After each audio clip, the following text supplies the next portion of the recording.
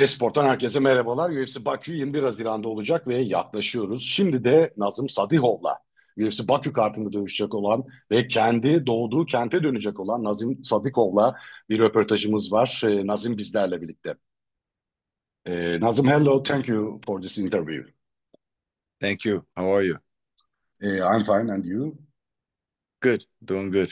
Good. And Nazim, where are you right now? How are you preparing for your next match? I'm in Las Vegas right now. Training is going very well. Improving some things, working my game plan. So preparation is going smooth, şükür. Good. UFC is heading to Baku, and you will be returning to the city where you were born back, and you are backing also to your roots. How does that make you feel? It's such a big, such a deep feeling. Uh, I'm not just fighting. I'm not just fighting.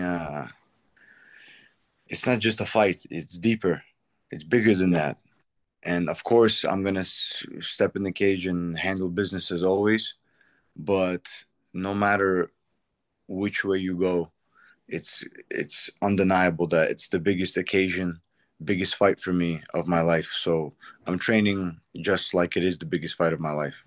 Yeah, and this will be the first, your first match in Azerbaijan, right? Yes, yes. Yeah, cool. And this will be the first UFC event in Azerbaijan. How did the UFC decide to come to Baku? Do you know anything about how this come about? I don't know the exact details. I know they have been speaking. The UFC has been speaking with people in Azerbaijan for the last year or two, maybe. Mhm. I know me having mentioned going or bringing UFC to Baku in a press conference. I think it was after my Terrence McKinney fight. I was sitting backstage. I was telling the UFC my plans, my dreams, my goals. I was fighting in MSG, Brooklyn, and then bringing UFC to Baku. So I think like it was a mix of things, a mix of things that were said, the UFC's interests, people in Azerbaijan reaching out to the UFC, trying to make it happen.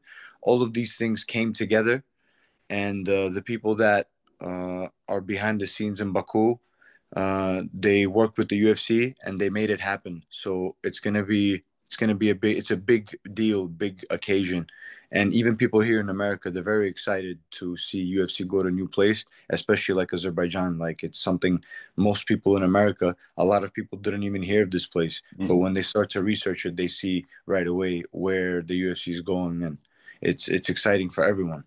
Yeah, and was it a surprise for you?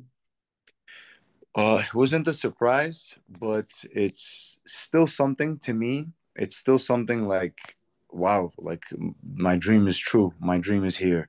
Mhm. So, like, it's still something so special to me. But it didn't come as a surprise just because I know that the UFC was working with people in Baku to make it happen. But it's still so special for me. Yeah, and you are living in United States in Brooklyn, but you were born in Baku. Can you tell us a bit about your journey, how you went from growing up there to becoming a fighter on the global stage? My father, he put me into karate when I was 3 years old. Mhm. And it's just something he wanted me to grow up with. He wanted me to grow up with discipline, being able to protect myself. It's in our culture. Like Turks and Azerbaijanis alike, their fathers always put them into some kind of combat sport, maybe wrestling. Not everyone, of course, but it's very common. So my father, his initial plans was just to have me be grow up disciplined and Mhm. strong and being able to protect myself, my family, and my honor, things of that nature. And as I was growing up, it went from different sports. It started with um, karate as a child, and then when I was maybe like 7, 8 years old, I was already in the United States by this time. I went to my father put me in combat sambo, or hand-to-hand combat, depending on like how you say it, but it's combat sambo, hand-to-hand combat. Mhm. I trained with a trainer from Ukraine, master in sports and combat sambo and hand-to-hand combat. So like I was with him for years.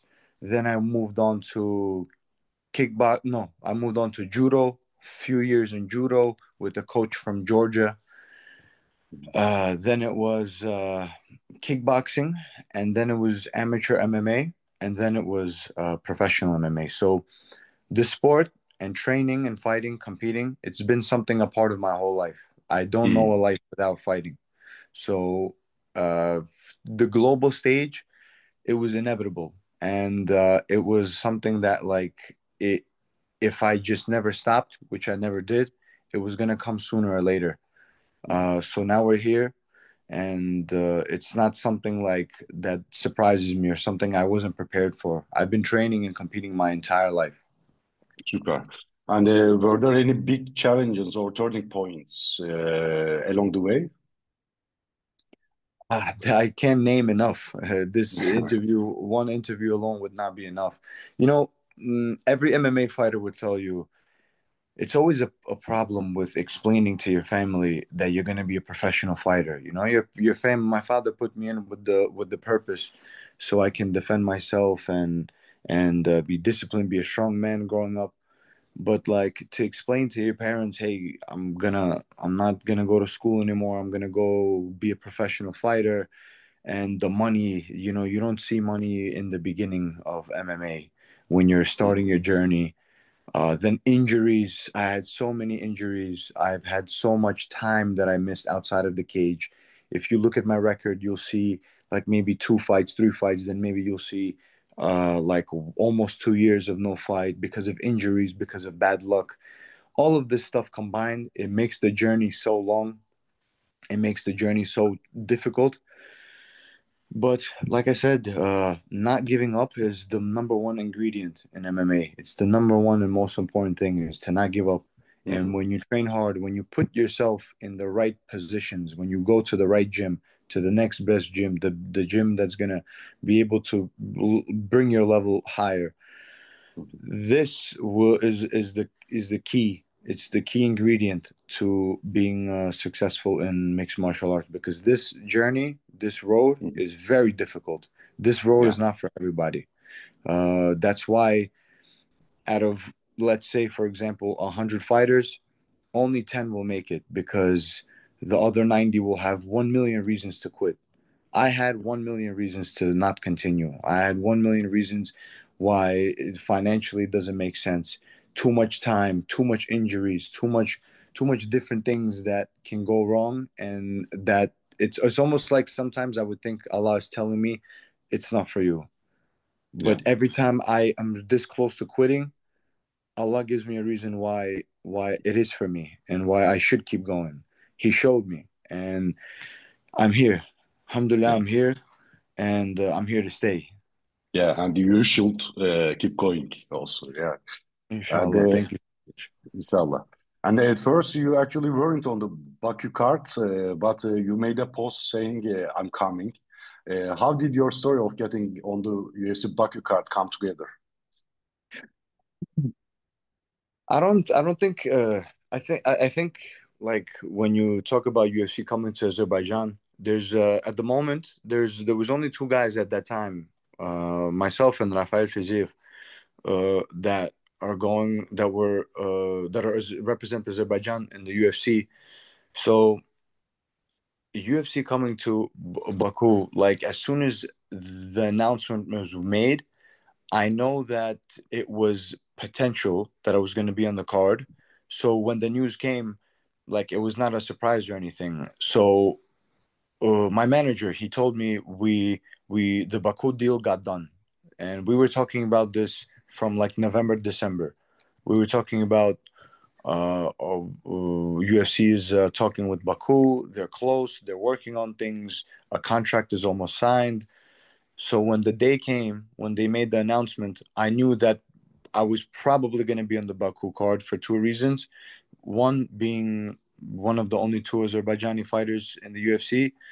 The second being the time frame. I finished my fight in February. Shukr, no injuries, no nothing.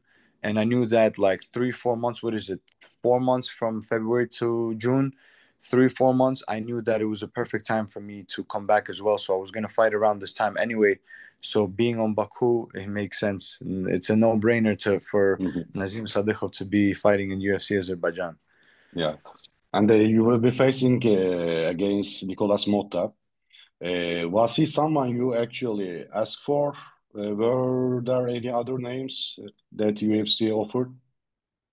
No, I just got the name. I accepted. It didn't matter to me as much as who it was. It mattered to me that I was fighting in front of my home crowd. So, uh, yeah, Nicholas Monda. There was no. I don't remember any conversation about different opponents or anything. I just got one name, and that was it.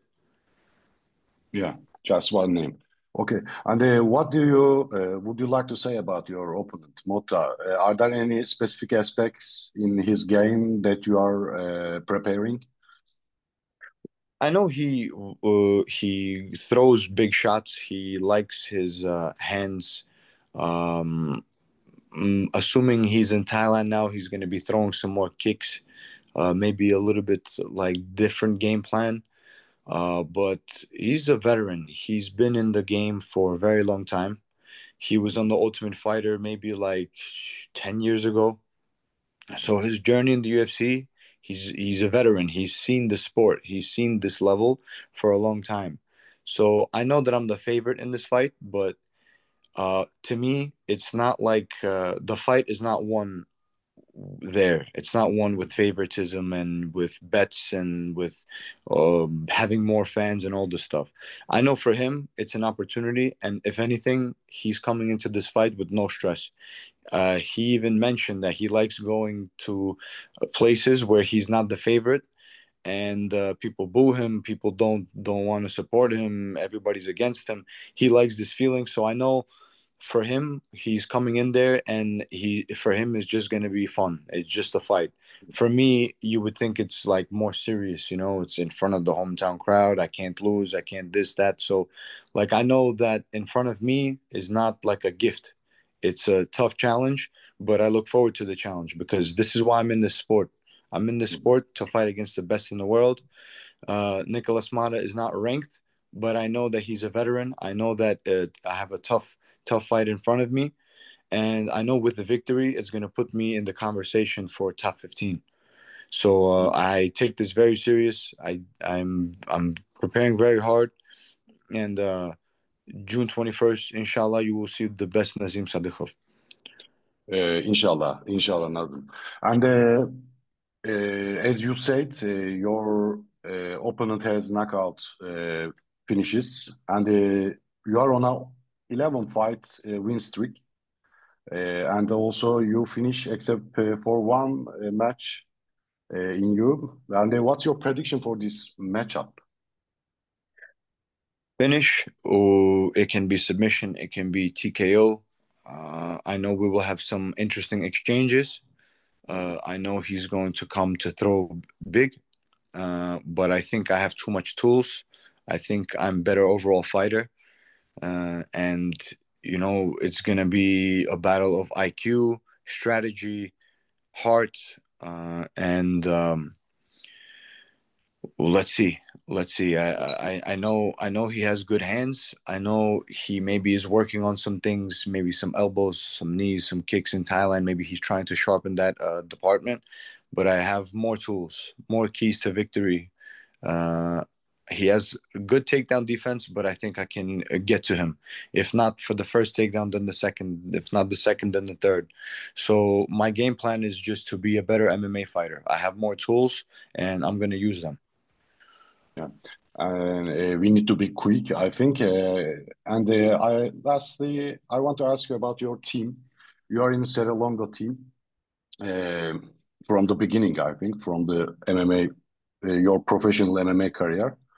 And you are also working with John Wood. How that happened, John Wood's involvement to the team?